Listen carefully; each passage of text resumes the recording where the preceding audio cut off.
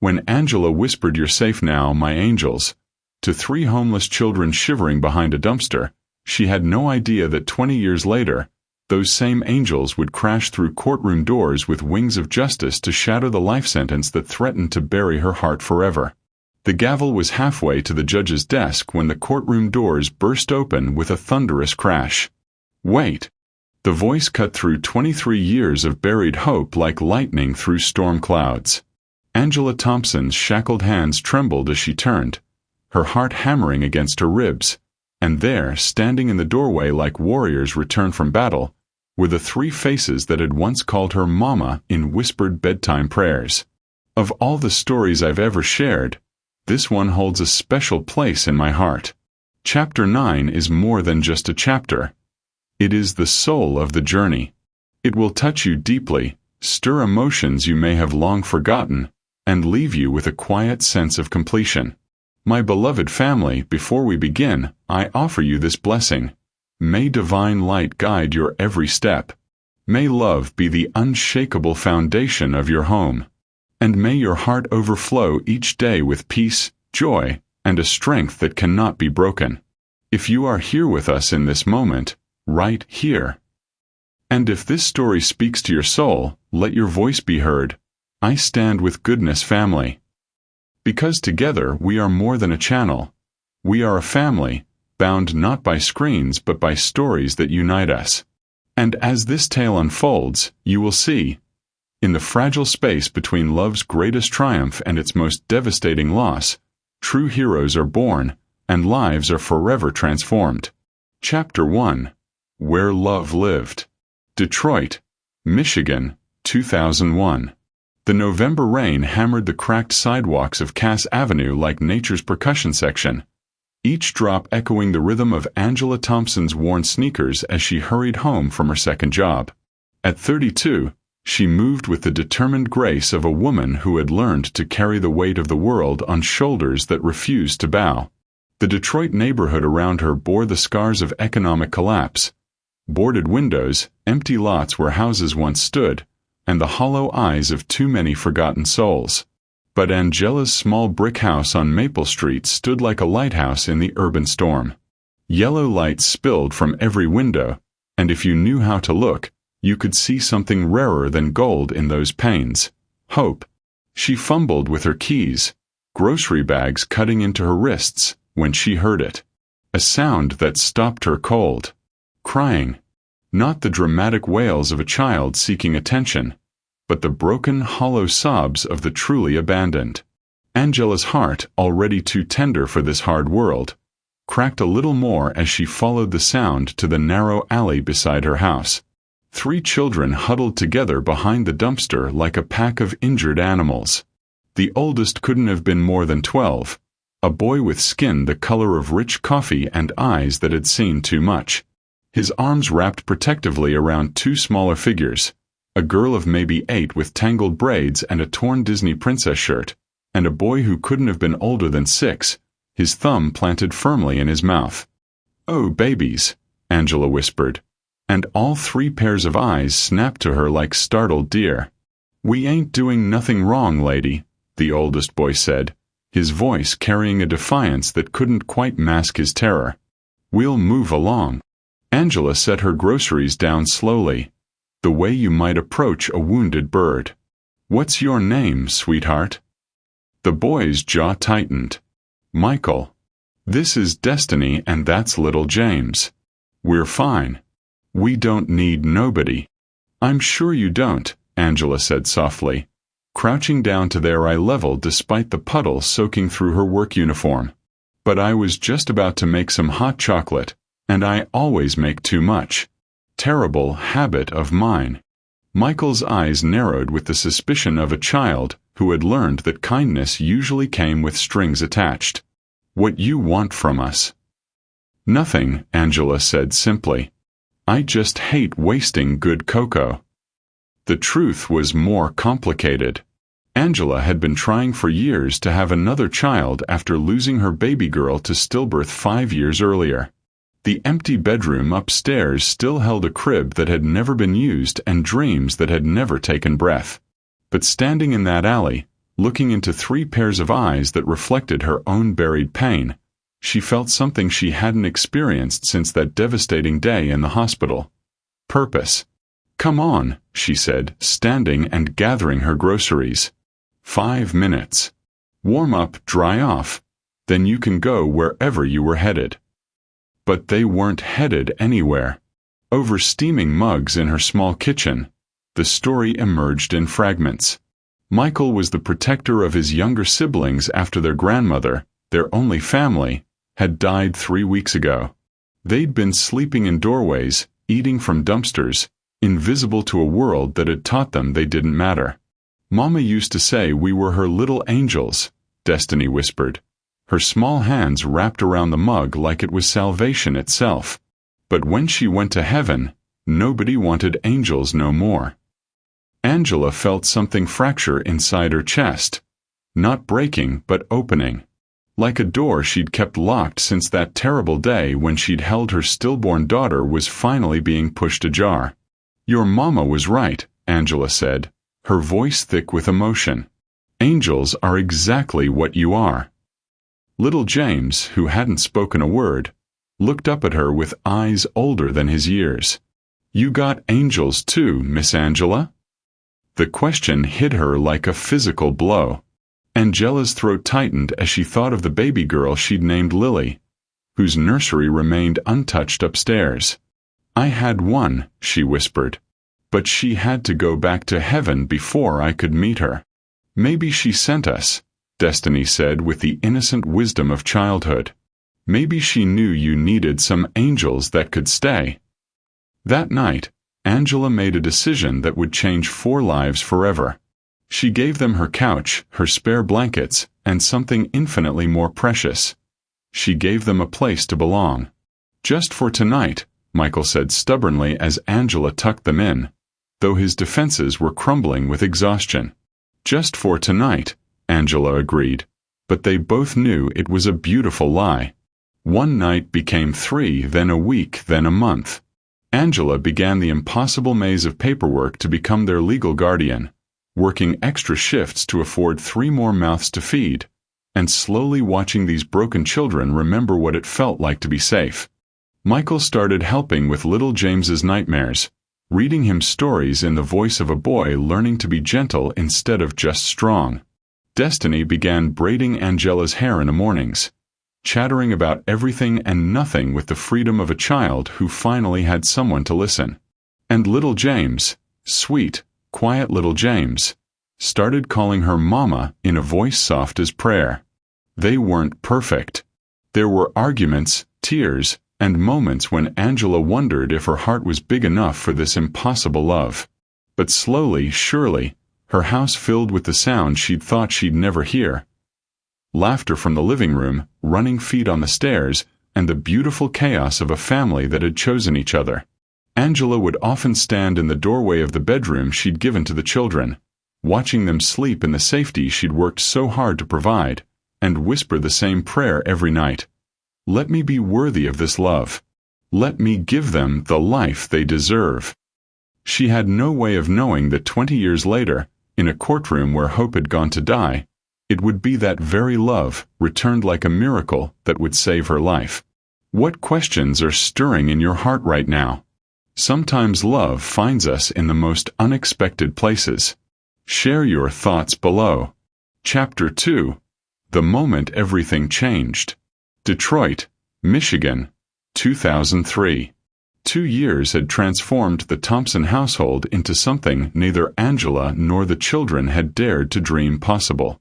Michael, now 14, had grown 6 inches and discovered he had his grandmother's gift for mathematics.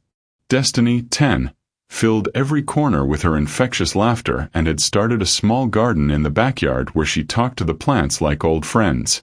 Little James, 8 now and no longer so little, had traded his thumb-sucking for storytelling, spinning elaborate tales that made even Angela believe in magic again. But it was a Tuesday evening in March when their carefully constructed world would face its ultimate test. Angela stood at the stove, stirring a pot of her famous chili while Destiny helped set the table, chattering about her upcoming school play. The warm kitchen air carried the scent of cornbread and the sound of Michael helping James with homework at the dining table. The ordinary symphony of a family that had learned to love without conditions. "Mama, you think Grandma Rose would be proud of my reading?" James asked, looking up from his book with those wide, trusting eyes that still made Angela's heart skip. "Baby, your Grandma Rose is dancing in heaven every time you turn a page," Angela said, wiping her hands on her apron as she moved to ruffle his hair. That's when the knock came. Not the gentle tap of neighbors or the playful bang of friends. This was the hard, insistent pounding of authority. Angela's blood turned to ice water in her veins. She'd grown up in neighborhoods where that kind of knock meant trouble, the kind that didn't ask politely or wait for permission. Angela Thompson. Detroit Police. Open up. The wooden spoon clattered to the floor as Angela's hands began to shake. Behind her, she heard Michael's chair scrape against the linoleum, his protective instincts kicking in even as he was still just a boy himself. "What do you think they want?" Destiny whispered, her earlier joy evaporating like morning mist. Angela forced her voice to remain steady, though her heart hammered against her ribs like a caged bird. "I don't know, baby. But whatever it is, we'll handle it together."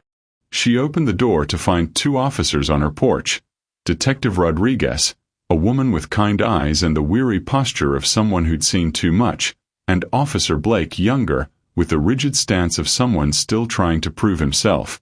"Ma'am, we need to ask you some questions about the shooting on Palmer Street last Friday night," Detective Rodriguez said, her voice professional but not unkind. Angela's world tilted on its axis. "Shooting?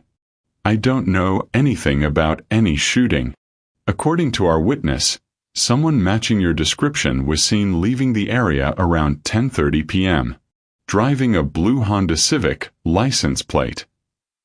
Officer Blake consulted his notepad. "That's my car," Angela said slowly, feeling like she was falling down a well. "But I was here Friday night. We had family movie night. We watched Finding Nemo." Behind her, she heard Michael's sharp intake of breath, felt the children moving closer like iron filings drawn to a magnet. Their instinct was to protect her, just as hers had always been to protect them. "Can anyone verify that?" Detective Rodriguez asked, glancing past Angela to where three pairs of eyes stared back with the wariness of children who'd learned that adults in uniform rarely brought good news. "We can," Michael said, stepping forward with a courage that made Angela's chest swell with pride and terror in equal measure. "She was here all night. We were all here." Officer Blake's expression hardened. "These are minors, ma'am.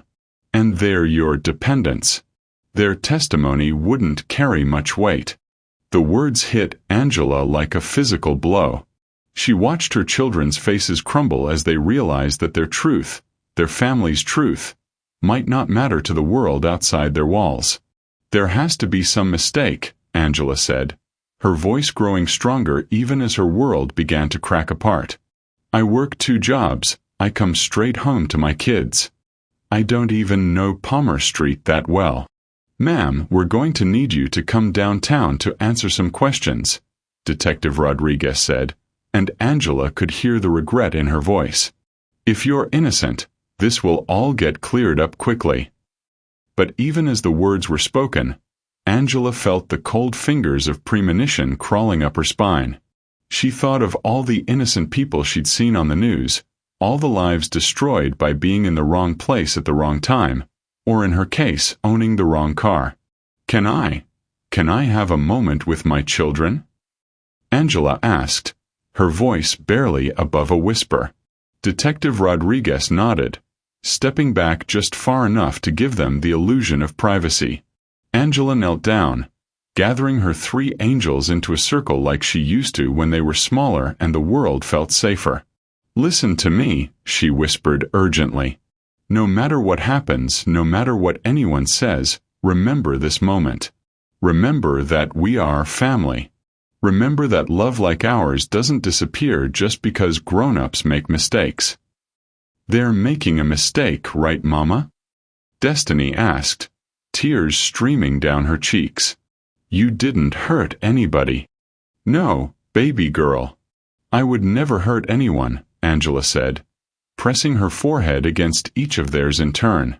But sometimes the world gets confused about who the good guys are. We won't let them take you, James whispered fiercely, his small hands gripping her shirt. Angela's heart shattered and soared simultaneously. These children, who had known abandonment and loss, were ready to fight for her the same way she'd fought for them. You are the best thing that ever happened to me, she whispered, memorizing their faces like precious photographs. And no matter what happens, that will always be true. As the handcuffs clicked around her wrists 30 minutes later, Angela turned back to see her 3 children standing in the doorway, silhouetted against the warm light of the home they'd built together. Michael's arm around Destiny's shoulders, little James pressed against their sides, a family united in love and terror. She didn't know it would be 20 years before she'd see that doorway again. Sometimes the worst moments test the strength of the love we've built. What do you think gives families the power to survive the impossible? Chapter 3. The Walls Close In. Wayne County Jail, March 2003. The fluorescent lights never turned off in county lockup. They buzzed overhead like angry wasps, casting everything in a harsh, unforgiving glare that made Angela's brown skin look gray and lifeless.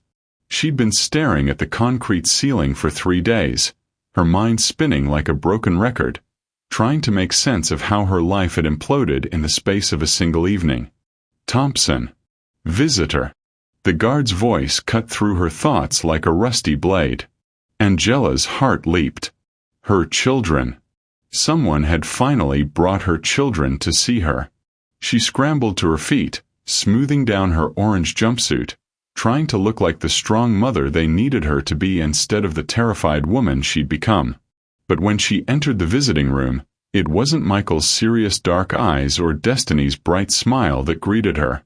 Instead, she found herself face to face with her court-appointed attorney, a thin man in his 40s with the harried expression of someone carrying too many cases and too little hope. Ms. Thompson, I'm David Garrett. I've been assigned to your case. He set down a worn briefcase and consulted a file that seemed impossibly thin for something that held her entire future. Where are my children? Angela asked immediately, her voice hoarse from 3 days of crying when she thought no one could hear. They're in temporary foster care. Child Protective Services felt it was necessary, given the charges.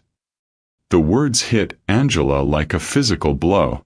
She gripped the edge of the metal table, her knuckles going white. Foster care. They have family. They have me. This is all a mistake. Ms. Thompson, Garrett interrupted gently. The evidence against you is substantial. The witness picked you out of a lineup. Your car was caught on a traffic camera 2 blocks from the scene. And he hesitated, consulting his notes. The victim was a known drug dealer. The prosecution is going to argue this was about territory, about protecting your neighborhood from his influence. Angela stared at him in disbelief. Are you insane? I don't know anything about drugs or territories. I work at the hospital and at the grocery store. I come home to my kids. That's my life. I understand this is difficult to hear, but no, you don't understand.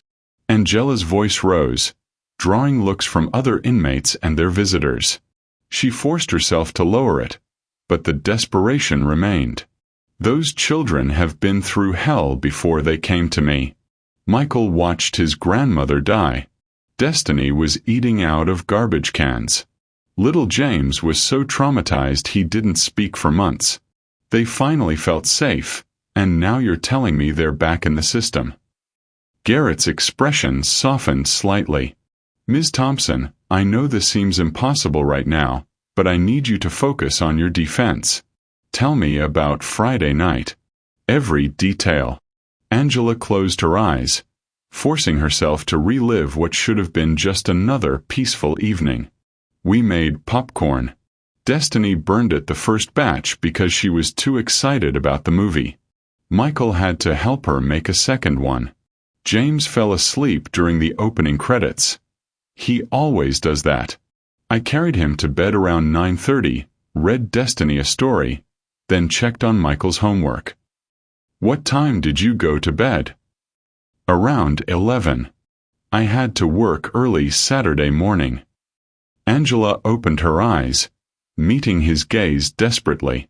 Mr. Garrett, I've never even been to Palmer Street at night. Why would I? There's nothing there for me. The prosecution believes you knew the victim. They think this was personal. I don't know any drug dealers. Angela's voice cracked. I don't even know any drug users. I'm a single mother trying to raise 3 kids who've seen enough violence for 10 lifetimes. Why would I bring more into their world?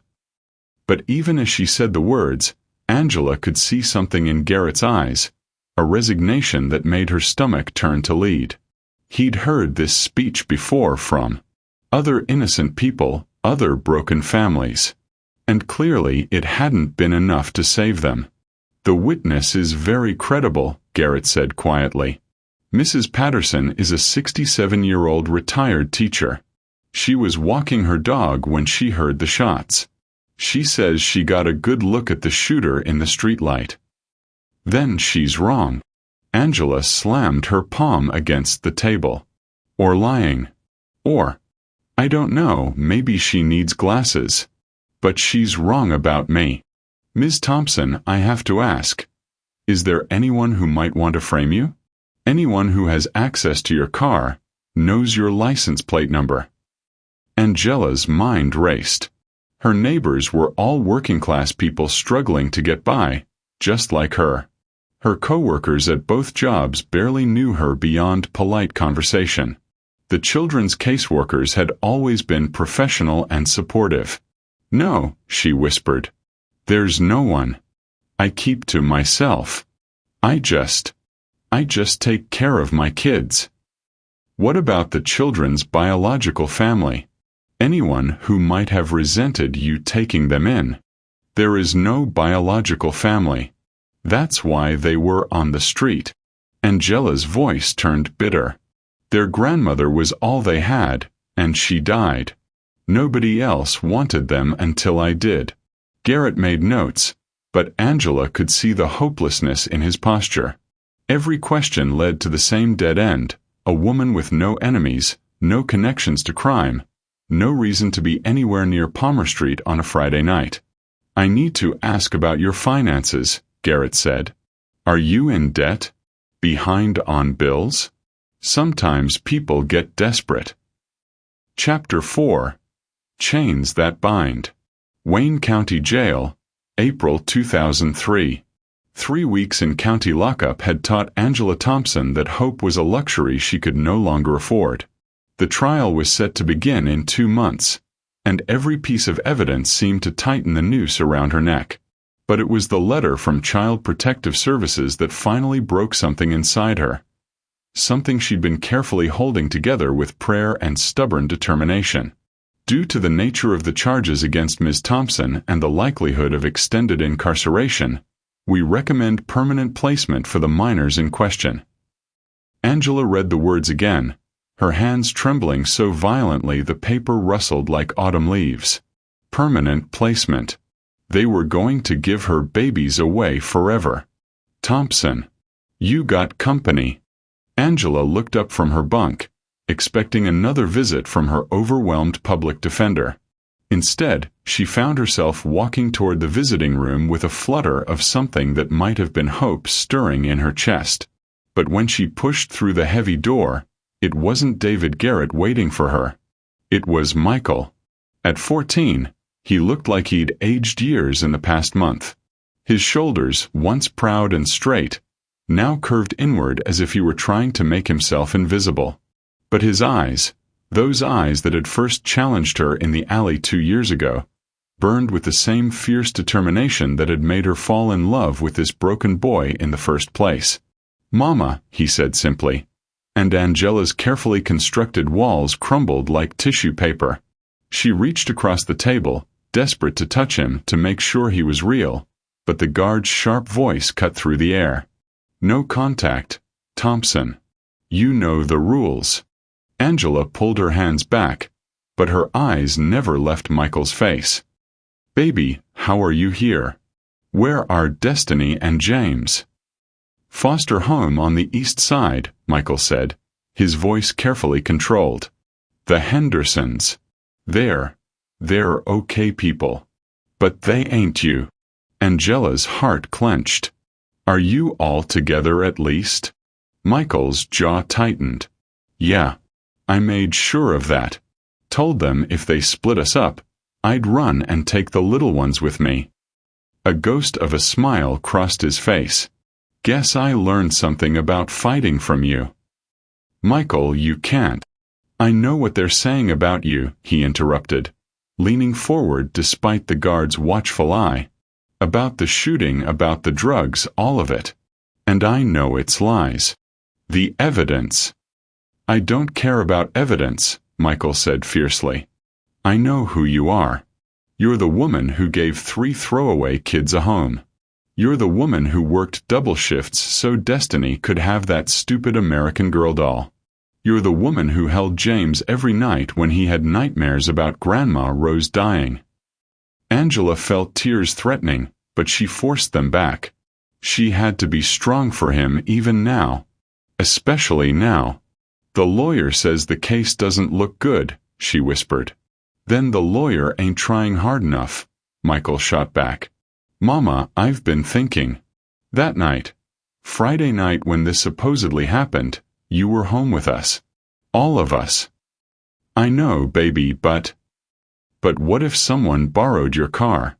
What if someone who looks like you was driving it?" Michael's eyes lit up with desperate hope. "We just got to figure out who." Angela stared at her son because that's what he was, blood or no blood, and felt something shift inside her chest. For weeks, she'd been drowning in the impossibility of her situation. But looking at Michael's face, seeing the same protective fire that had driven her to take in 3 homeless children, she remembered who she was. She was Angela Thompson. She was a fighter. And she wasn't going down without a war. "Tell me about this foster home," she said quietly. "Are they treating you right?" "They're fine," Michael said with the dismissive shrug of a teenager trying to seem tough. "Mrs. Henderson makes good pancakes. Mr. Henderson helps with homework. But Mama—" His voice cracked slightly. "Destiny cries every night. And James, he stopped talking again. He just sits by the window looking for you to come get us." The image hit Angela like a physical blow. Little James, who had finally learned to trust again, was retreating back into the silence that had protected him on the streets. "You tell them I'm fighting," Angela said, her voice growing stronger with each word. "You tell them that no matter what happens in that courtroom, no matter what anyone says, I will never stop trying to come home to you." "They want us to testify," Michael said suddenly. "The prosecutor lady. She wants us to say that you seemed different that Friday, that you were angry or upset about something." Angela's blood turned to ice. "What did you tell her?" "I told her she could kiss my—" Michael caught himself glancing at the guard. "I told her no. We all did. Even James when he bothers to talk. Michael, listen to me." Angela leaned forward as far as the rules would allow. "You cannot lie for me. Not even to help me. If they ask you questions, you tell the truth. You were taught better than that. The truth is you were home with us," Michael said stubbornly. "The truth is you wouldn't hurt nobody. The truth is this whole thing is garbage." "The truth is all we have," Angela agreed. "But baby, you got to promise me something. If this goes bad, if I can't come home for a while, you take care of your brother and sister. You keep being their big brother no matter what happens to me." "Stop talking like that," Michael said, but his voice wavered. "You're coming home. We're all going to be a family again." Angela wanted to promise him that. She wanted to swear on everything holy that she would walk out of this nightmare and back into their lives. But the realities of her situation weighed too heavily on her shoulders.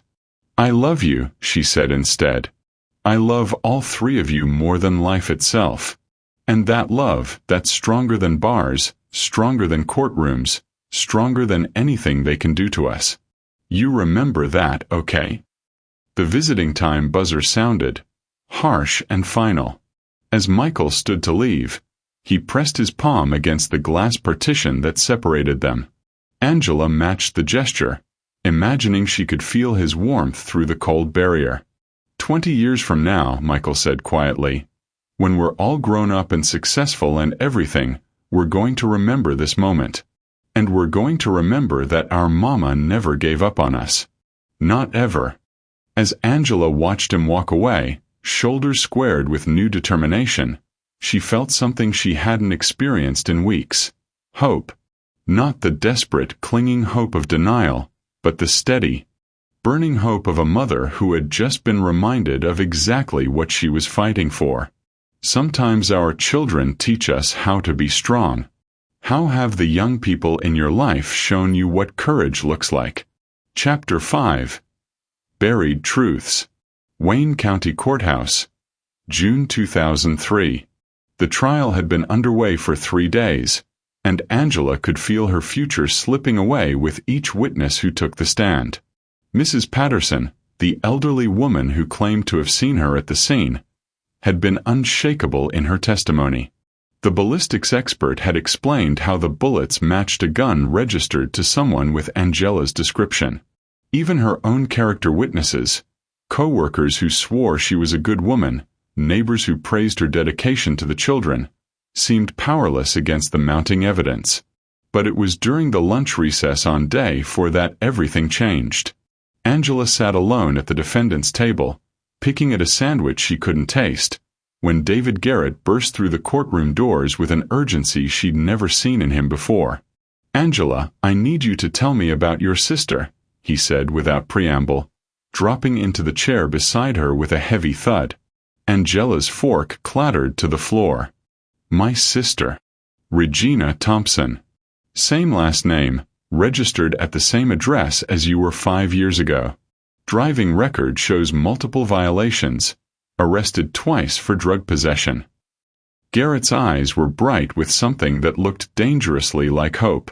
"Why didn't you tell me you had a sister?" Angela's world tilted sideways. She gripped the edge of the table, her voice barely above a whisper.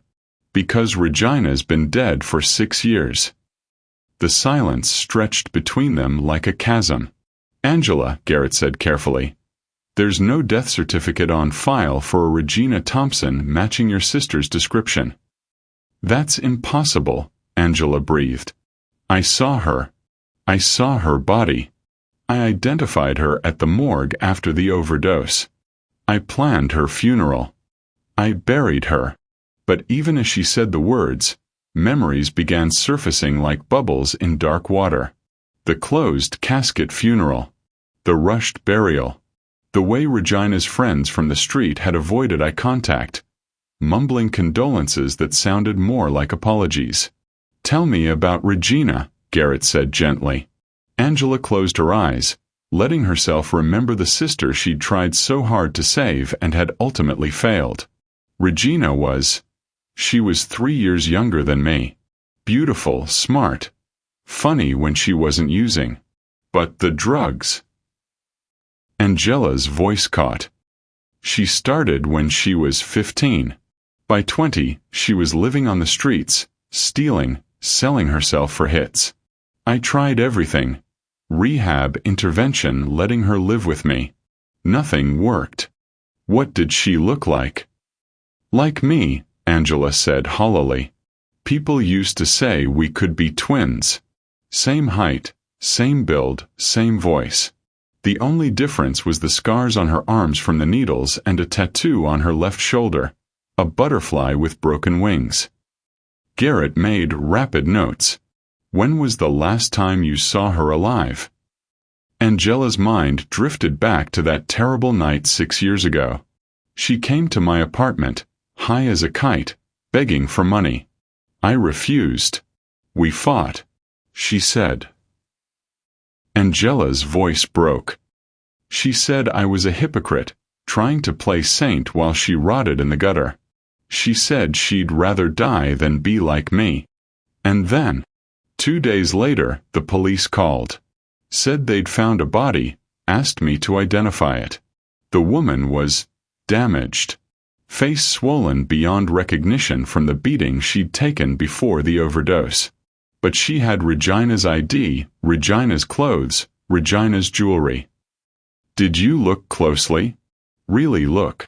Angela felt something cold crawling up her spine. The coroner said, "He said it would be better if I remembered her another way." The casket was closed at the service. Garrett leaned forward intently. Angela, what if Regina didn't die that night? What if she let everyone believe she was dead so she could start over? But why would she?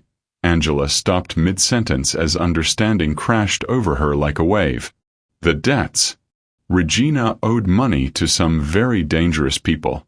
She was always looking over her shoulder, always scared they'd find her. Scared enough to fake her own death? Angela's hands began to shake as puzzle pieces clicked into place with horrifying clarity. My car keys went missing about a month ago. I thought I'd just misplaced them, got new ones made. But what if? What if Regina still had a copy from when she lived with you? The courtroom suddenly felt like it was spinning. Angela gripped Garrett's arm. She knew where I kept my spare key.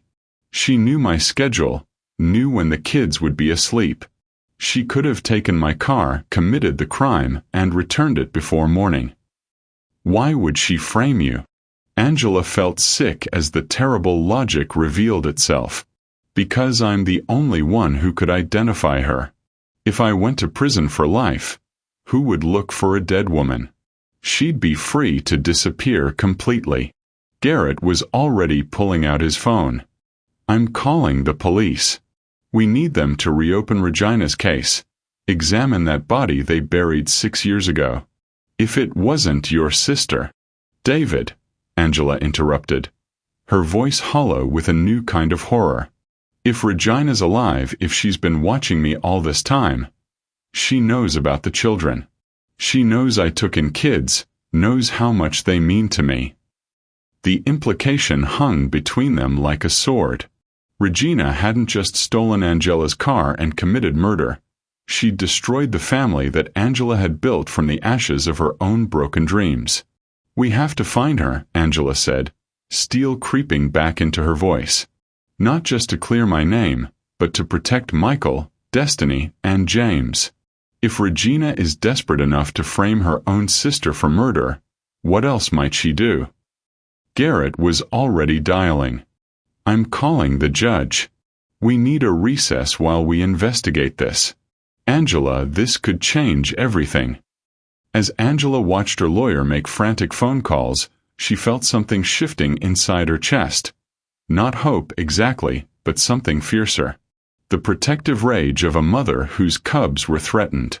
For 6 years, she'd mourned a sister who might still be alive. For 3 months, she'd been trapped in a nightmare of false accusations. But now, finally, she had a target for all that fury. Regina had always been jealous of Angela's stability, her ability to build something lasting and good. Now it seemed that jealousy had curdled into something monstrous enough to destroy innocent lives. But Regina had made one crucial mistake. She'd forgotten that Angela Thompson, the woman who'd pulled 3 dying children from the streets and breathed life back into their souls, was not someone who gave up without a fight. And this fight was just beginning. The past has a way of coming back when we least expect it. Have you ever discovered that something you thought you knew was completely different? Chapter 6. The Light Between Shadows. Henderson Foster Home, East Detroit, June 2003. The phone call came at 9:47 p.m. on a Tuesday, just as Destiny was finally falling asleep after another night of crying for her mama. Michael answered the kitchen extension, his voice cautious. He'd learned not to trust unexpected calls since their world had shattered 3 months ago. Michael. It's Mr. Garrett, your mama's lawyer. Michael's grip tightened on the receiver. In his experience, lawyers calling this late never brought good news. What happened? Is she okay? She's more than okay, son. We found something. Something big. Can you get your brother and sister? I need to talk to all 3 of you. 5 minutes later, the 3 Thompson children sat huddled together on the Hendersons' floral couch, the phone on speaker between them. Destiny clutched her worn stuffed rabbit, the one Angela had given her on her first night in a real home. James pressed against Michael's side, his thumb finding its way to his mouth for the first time in months. Kids, I need you to listen carefully, Mr. Garrett's voice crackled through the speaker. We think we know who really committed that crime. And it wasn't your mama. The silence that followed was so complete that Michael could hear Mrs. Henderson doing dishes in the kitchen, unaware that 3 children's worlds were about to shift again. Who? Destiny whispered, her voice small and hopeful. Your mama's sister, Regina. Michael felt the couch cushions shift as James sat up straighter. But Aunt Regina is dead, the 8-year-old said, speaking more words than he had in weeks. Mama told us she went to heaven before we came to live with her. That's what we all thought, buddy. But sometimes grown-ups make mistakes, even about big things like that. Michael's mind raced. He'd heard Mama mention Regina exactly once, late one night when she thought they were all asleep. She'd been looking at an old photograph, tears streaming down her face, whispering, I'm sorry, Regina. I tried to save you too. Mr. Garrett, Michael said carefully. What does this mean for Mama? It means we're going to fight harder than we've ever fought before. But I need your help. All of you.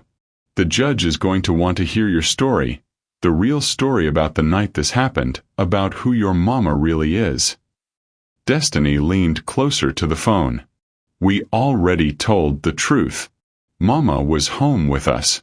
We watched Finding Nemo, and she made that popcorn with the special butter. I know, sweetheart. But now we need you to tell everyone else. In the courtroom in front of the judge and jury. Can you do that? Michael felt his siblings look to him, the way they always did when the world got scary. At 14, he'd become their anchor, their translator for adult complications they shouldn't have had to understand. Will Mama be there? James asked quietly. Yes, buddy. She'll be right there with you. Then yes, Michael said firmly. We'll do whatever it takes. After they hung up, the 3 children sat in the gathering darkness of the foster home living room, processing what they'd just learned. Mrs. Henderson had turned off the kitchen light and gone upstairs, giving them space to absorb the news. I remember something, Destiny said suddenly, her voice cutting through the quiet. That night, remember? When Mama tucked me in, she seemed sad. Not scared sad like when she worried about money, but hurt sad. Like when she looked at that picture in her dresser drawer. Michael nodded slowly. He'd seen that picture too. 2 young women who looked almost identical, their arms around each other, both smiling like the world held infinite possibilities. Angela had never talked about it, but sometimes Michael caught her staring at it with an expression that made him want to wrap his arms around her and promise that no one would ever hurt her again. She was thinking about her sister, James said with the startling clarity that sometimes emerged from his quiet observations. She was thinking about how she couldn't save her, and how maybe that made her want to save us even more. The insight hit Michael like a revelation. All this time, he'd wondered what made Angela Thompson, a woman who barely had enough for herself, open her doors to 3 broken children. Now he understood. They weren't just kids she'd rescued. They were her second chance at saving someone she loved. "Guys," Michael said, his voice thick with emotion. "I think I understand something now. Mama didn't just give us a home. We gave her something too." "What?" Destiny asked. "We gave her a way to forgive herself." Over the next 2 weeks, as Mr. Garrett prepared their case and the police investigated Regina's supposed death, the 3 children made a pact. They would not just testify to save their mother. They would tell the world who Angela Thompson really was. They spent hours writing down memories. Destiny remembered how Angela had stayed up all night when she had pneumonia, singing lullabies until her voice gave out. James recalled the way Angela had never once raised her voice to him, even when his nightmares woke the whole house for months. Michael wrote about watching Angela work 2 jobs without complaint, come home exhausted, and still find energy to help with homework and listen to their problems. Mrs. Henderson, who had initially been just another foster parent doing her job, found herself drawn into their mission. She helped them organize their thoughts, practice their testimony, and most importantly, she listened as they painted a picture of a woman whose love had transformed their lives. "You know," she said one evening as they worked at the kitchen table, "I've been fostering kids for 15 years, and I've never seen children fight this hard for a parent." "She's not just our parent," Michael said simply. "She's our miracle." As the day of their testimony approached, the children felt something they hadn't experienced since that terrible night when the police took Angela away. Hope mixed with purpose. They weren't just 3 scared kids anymore. They were warriors in the army of love, ready to march into that courtroom and bring their mother home. But first, they had to face the hardest part. Looking into Angela's eyes and seeing 6 months of separation, worry, and imprisoned dreams. They had to be strong enough to remind her, and everyone watching, that some bonds are stronger than bars, deeper than doubt, and more powerful than any lie. They were ready. When people we love are in trouble, we find strength we never knew we had. Chapter 7. When Everything Falls Apart. Wayne County Courthouse. July 2003. The courtroom was packed to capacity on the morning the Thompson children were scheduled to testify. Angela sat at the defendant's table, her hands folded so tightly her knuckles had gone white, watching the door for the first glimpse of the faces that had kept her sane through 6 months of hell. When they walked in, her heart nearly stopped. Michael had grown taller, his shoulders broader, but his eyes held a weariness that no 14-year-old should carry. Destiny's bright smile was muted, replaced by a careful composure that broke Angela's heart. And James, sweet little James, walked between his siblings like a ghost, his thumb planted firmly in his mouth, his eyes darting around the courtroom like a trapped animal. They looked like survivors of a war she had started but couldn't finish. David Garrett had warned her this moment would be difficult, but nothing could have prepared Angela for the reality of seeing her children, her babies, walking into this sterile chamber of judgment to fight for her freedom. They shouldn't be here. They should be at home, arguing over what movie to watch, complaining about chores, living the normal life she'd worked so hard to give them. Instead, they were about to relive the worst night of their lives in front of strangers who would judge whether their love was enough to save her. Michael took the witness stand first, his young voice steady but tight with controlled emotion as he recounted the events of that Friday night. He spoke about the burned popcorn, about helping James with his nightmares, about watching Angela tuck Destiny into bed with the same gentle ritual she'd performed hundreds of times before. "She was there all night," Michael said firmly, meeting the prosecutor's skeptical gaze without flinching. "She was home with us where she always was, where she always will be when we need her." But when the prosecutor began her cross-examination, Angela felt the first cracks in her composure. "Michael, you love Ms. Thompson very much, don't you?" District Attorney Patricia Walsh asked, her voice deceptively gentle. "She's my mother," Michael replied without hesitation. "But she's not your biological mother, is she? In fact, you were living on the streets before she took you in." Isn't it possible you might exaggerate certain details to protect someone who rescued you? Angela watched her son's face harden with an anger that made her stomach drop. You think I'd lie? I think you're a child who's been through trauma, and sometimes traumatized children create the reality they wish were true instead of remembering what actually happened. I remember everything, Michael shot back, his voice rising. I remember sleeping in dumpsters. I remember Destiny crying herself to sleep because she was hungry. I remember being invisible to everyone until Mama saw us. You want to know what trauma looks like? It looks like being back in the system because people like you think love ain't evidence enough. Your Honor, D.A. Walsh began. I'm not finished, Michael said, and Angela's heart swelled with pride even as it broke with terror. You want to put my mother in prison for something she didn't do. You want to take away the only person who ever looked at 3 throwaway kids and saw something worth saving. But you know what? Even if you lock her up forever, even if you never let us see her again, she'll still be our mother. And we'll still know the truth. The judge banged his gavel. Mr. Thompson, please contain yourself to answering the questions asked. But the damage was done. Angela could see it in the jury's faces. The subtle shift from sympathy to concern. Michael's outburst, born from loyalty and pain, had made him look unstable, emotional, unreliable. When Destiny took the stand 20 minutes later, she was visibly shaking. Her testimony started strong. She remembered the movie, the popcorn, the bedtime story. But under cross-examination, her composure crumbled. Destiny, you said Ms. Thompson read you a story that night. Do you remember what story it was? Destiny's face scrunched in concentration. It was about a princess. A princess who?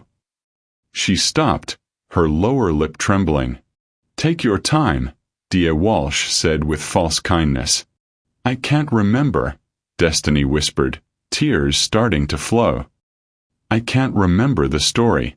Does that mean I'm lying too?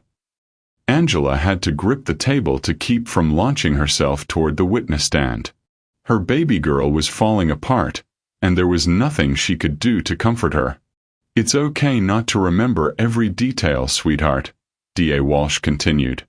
Memory is a tricky thing, especially when we want something to be true very badly.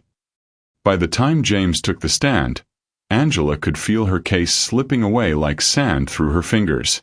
Her youngest, still barely speaking above a whisper, answered each question with painful honesty.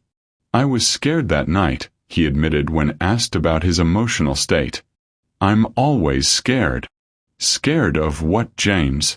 Scared that Mama might disappear like Grandma Rose did. Like everybody always does. So when the police came, were you surprised? James considered this with the serious expression of a child forced to grow up too fast. No, he said quietly. I was just scared it was happening again. The prosecutor pounced. James, is it possible that your fear made you remember that night differently than it really happened? Is it possible Ms. Thompson wasn't home the whole time? Angela watched her youngest child, the boy who had called her Mama in whispered prayers, look directly at the jury with eyes full of tears. I don't know, he said simply. Sometimes I can't tell what's real and what's just what I wish was real. The courtroom erupted in murmurs. Angela felt David Garrett's hand on her shoulder, but she could barely hear him over the roar of blood in her ears. Her children, her beautiful, brave children, had walked into this courtroom ready to save her. Instead, their love had been twisted into doubt, their loyalty questioned, their pain used as evidence against the woman who had given them everything. As James stepped down from the witness stand, he looked directly at Angela for the first time that day. The expression on his 8-year-old face was one of complete devastation. I'm sorry, Mama, he mouthed silently. Angela felt something break inside her chest. Not her heart, which had been cracking for months, but her faith. Her faith that love would be enough, that truth would win, that goodness would triumph over the cruel machinery of a system that saw 3 damaged children as unreliable witnesses rather than living proof of her character. For the first time since this nightmare began, Angela Thompson truly believed she might never go home again. Sometimes our greatest love becomes our greatest vulnerability. Have you ever watched someone you care about suffer because they were fighting for you? Chapter 8. The Choice That Changes Everything. Wayne County Jail, July 2003, 11:47 p.m. Angela sat on the edge of her narrow bunk, staring at the legal papers spread across the scratchy blanket. The plea agreement glowed under the harsh fluorescent light like a death certificate written in legalese. 25 years with possibility of parole in 15. She would sign away her freedom, admit to a crime she didn't commit, and her children would be safe from the trauma of a prolonged trial. David Garrett had laid out the cold mathematics of her situation with brutal honesty. The jury didn't believe the kids, Angela. Their testimony backfired. Without Regina's body to exhume, without concrete proof she's alive, we're fighting with shadows.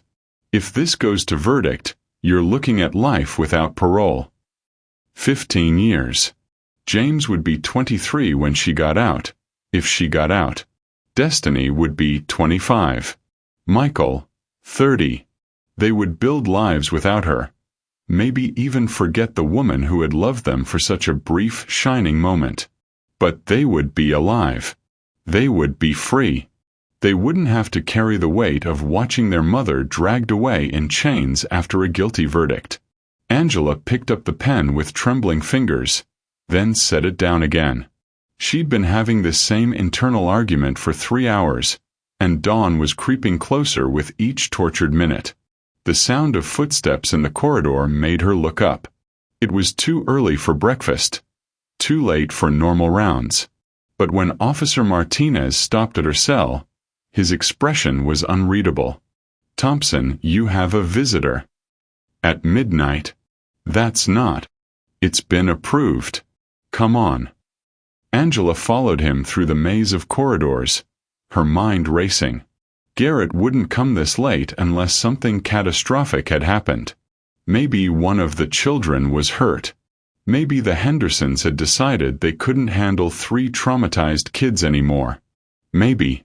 She stopped dead when she saw who was waiting in the visiting room. Regina. Her sister sat at the metal table like a ghost made flesh, wearing clothes that looked expensive and clean, a far cry from the strung-out addict Angela remembered. But the face was unmistakable, even after 6 years. The same dark eyes, the same sharp cheekbones, the same full lips that had once smiled with genuine love before the drugs stole everything good away. "Hello, Angie," Regina said quietly. Angela's legs nearly gave out. She gripped the doorframe, her voice coming out as barely a whisper. "You're alive." "Disappointed." "I mourned you." Angela stumbled to the chair across from her sister, her hands shaking so violently she had to clasp them together. "I cried at your funeral. I visited your grave every year on your birthday." Regina's expression flickered with something that might have been guilt. "I know." "Why?" The word tore from Angela's throat like a physical wound. "Why let me think you were dead? Why frame me? Why destroy my family?" "Because I was jealous." Regina's voice was flat, matter-of-fact, as if she were discussing the weather. "Because you always got to be the good one, the strong one, the one who saved people instead of destroying them. Because even after I ruined everything, you still tried to save me, and I hated you for it." Angela stared at her sister, this stranger wearing a familiar face, and felt something cold settle in her chest. "So you decided to take everything away from me." "I decided to see how it felt to be you for a while." Regina leaned back in her chair, her eyes hard. Perfect Angela, with her perfect little rescued family. "I wanted to know what that was like." "Those children. Those children worship you like some kind of saint. Do you know what that feels like for someone like me? To see my own sister get the kind of love I never could, with kids who weren't even hers. Angela felt rage building in her chest, hot and pure and righteous. They were never about you, Regina. Nothing I did was about you. I loved them because they needed love, not because I was trying to prove anything to my dead sister. Well, now you know how it feels to lose everything. The words hung between them like poison in the air. Angela studied her sister's face, looking for any trace of the girl who used to braid her hair, who used to climb into her bed during thunderstorms, who used to whisper secrets in the dark. "You're not high," Angela said suddenly. Regina's mask slipped for just a moment. "I've been clean for 4 years." 4 years. So you got sober, got your life together, and then decided to destroy mine. I got tired of being dead. Regina's voice cracked slightly. Do you know what it's like to have no identity, no past, no future? To watch your own sister move on like you never existed? Angela leaned forward, her voice growing stronger. I never moved on. I carried you with me every single day. When I found those kids in that alley, when I decided to love them despite everything, part of that was me trying to honor your memory. I couldn't save you, so I saved them. Regina flinched as if she'd been slapped. And now, Angela continued, her voice rising with each word, you want me to sign a plea agreement. 15 years minimum for a crime you committed. 15 years away from the children who need me, who love me, who are being torn apart by this nightmare you created. They'll be better off without you, Regina said, but her voice lacked conviction. Foster care, adoption, they'll find real families. I am their real family. Angela slammed her palm against the table, the sound echoing through the empty visiting room. I am their mother. Not because I gave birth to them, but because I chose them and they chose me and we built something beautiful together. Regina recoiled, and for the first time, Angela saw fear in her sister's eyes. Here's what's going to happen, Angela said, her voice deadly calm. You're going to march into that courthouse tomorrow morning, and you're going to tell them the truth. All of it. You're going to confess to the murder, and you're going to explain how you framed me. I can't do that. They'll what? Send you to prison? You sent me here for something I didn't do. Angela stood up, towering over her sister. Those children have been through hell because of your selfishness. They've been ripped away from the only stability they've ever known because you couldn't stand to see someone else happy. Regina's composure finally cracked. Tears streamed down her face as she whispered, I can't go to prison, Angie. I'm not strong like you. Angela felt her heart break and harden simultaneously.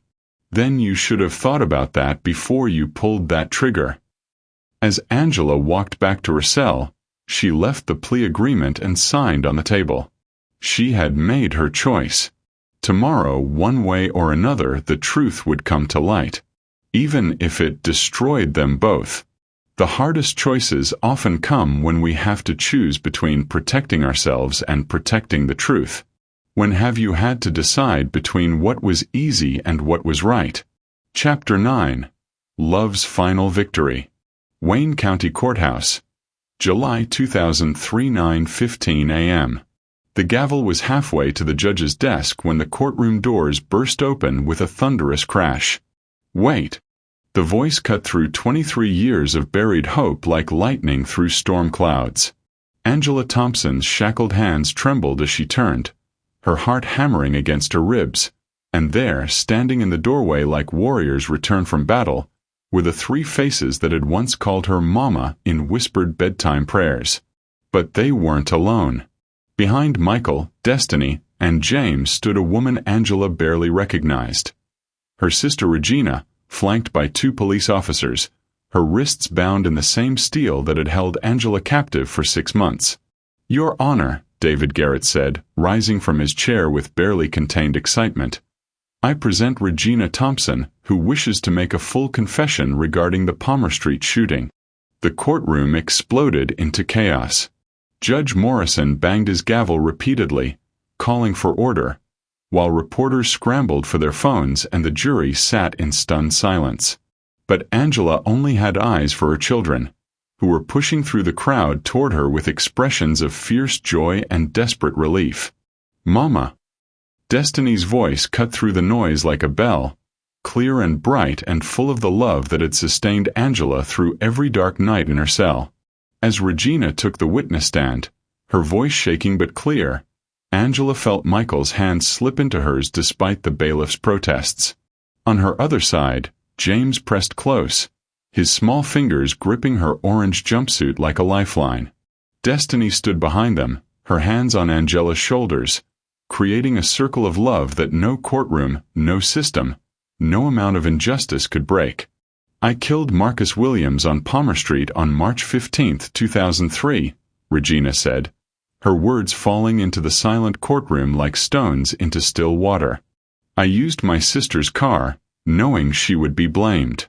I let an innocent woman, the best woman I've ever known, sit in jail for 6 months while I lived free."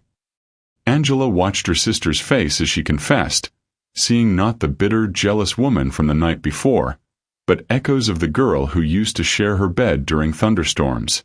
Regina's voice never wavered as she described the crime in excruciating detail, explaining how she'd stolen Angela's spare car keys, how she'd waited until she knew the children would be asleep, how she'd returned the car before dawn and disappeared back into the life of a woman the world thought was dead. "Why?" D.A. Walsh asked, her earlier confidence completely evaporated. Regina's eyes found Angela's across the courtroom. "Because I was jealous of her capacity to love. Because she saved 3 children the way she'd tried to save me, and I couldn't stand that she'd succeeded where I had failed her." "And why are you confessing now?" Regina was quiet for a long moment, tears streaming down her face. "Because last night, my sister taught me something I'd forgotten. She reminded me that love isn't a competition. It's not something you win or lose. It's something you give, even when it costs you everything." Angela felt her own tears falling freely now, 20 years of grief for her lost sister mixing with overwhelming relief that her nightmare was finally ending. But the most beautiful moment came when Judge Morrison asked if Regina understood the consequences of her confession. "Yes, Your Honor," Regina said clearly. "I understand I'll go to prison for a very long time. But my sister will go home to her children, and that's worth any price I have to pay." The courtroom erupted again as Judge Morrison dismissed all charges against Angela Thompson. Through the noise and celebration, Angela heard only one sound clearly. James's voice, no longer whispered or uncertain, but strong and joyful. "Mama's coming home." 20 years later. 2023. Dr. Michael Thompson adjusted his stethoscope as he walked through the corridors of Detroit General Hospital, the same hospital where his mother had worked night shifts to keep food on their table. At 34, he was the head of pediatric cardiology, known throughout the state for his innovative work with children born with congenital heart defects. His office wall was covered with photos, graduations, weddings, holidays, but the centerpiece was a framed picture from 2003, a thin woman in an orange jumpsuit surrounded by 3 children, all of them crying and laughing at the same time as they embraced in a courtroom hallway. "Dr. Thompson." His secretary's voice came through the intercom. "Your sister's on line 2. Michael smiled as he picked up the phone. "Hey, Destiny. How's the campaign going?" "Exhausting," came the warm voice of Detroit's youngest city councilwoman. At 30, Destiny Thompson Williams had just won her second election, running on a platform of reforming the foster care system and criminal justice reform. "But I wanted to remind you about tonight." "As if I could forget. 7 o'clock sharp. And bring tissues. You know how emotional little James gets at these things." Michael laughed. James, who at 28 insisted people call him by his full name, Dr. James Thompson Martinez, had become a child psychologist specializing in trauma recovery. His gentle manner and intuitive understanding of pain had helped hundreds of children find their way back from the darkness, but he still cried at every family gathering. That evening, the three Thompson siblings gathered around the kitchen table in the same house where they'd first learned what it meant to be loved unconditionally. Angela, now 52 with silver threading through her black hair, served her famous chili while her children filled the space with laughter, arguments, and the comfortable chaos of a family that had chosen each other and never looked back. "Mama," Destiny said as they cleared the dishes, "James has something to tell you." James, normally the quiet one, beamed as he pulled out his phone. "Maria and we're having a baby. You're going to be a grandmother." Angela's hands flew to her mouth, tears of joy streaming down her cheeks. "Oh, my baby boy." "We want to name her Lily," James said softly, referring to the daughter Angela had lost all those years ago, "after the angel who sent us to you." As Angela wrapped her son in her arms, surrounded by the children who had grown into extraordinary adults, she thought about Regina, who had served 18 years and been released just last month. They were rebuilding their relationship slowly, carefully, like gardeners tending shoots that had grown in darkness. "You know," Angela said, looking around at her family, "when I found you three in that alley 22 years ago, I thought I was saving you. But you saved me right back." Michael raised his water glass. "To Mama, who taught us that love isn't about biology. It's about choice." "To Mama," Destiny and James echoed. And in that moment, surrounded by the laughter and love and beautiful chaos of the family she'd fought so hard to protect, Angela Thompson knew that every moment of pain, every night in jail, every tear shed in courtrooms and prison cells had been worth it. Because love, real, fierce, unconditional love, always finds a way to win. Thank you for joining us on this incredible journey of love, redemption, and the power of chosen family. If this story touched your heart, share it with someone who needs to be reminded that no matter how dark things get, love always has the final word. And don't forget to let us know in the comments. What's your favorite memory of someone who chose to love you when they didn't have to? Your story might just inspire our next video. Until next time, keep believing in the miracle of love that changes everything.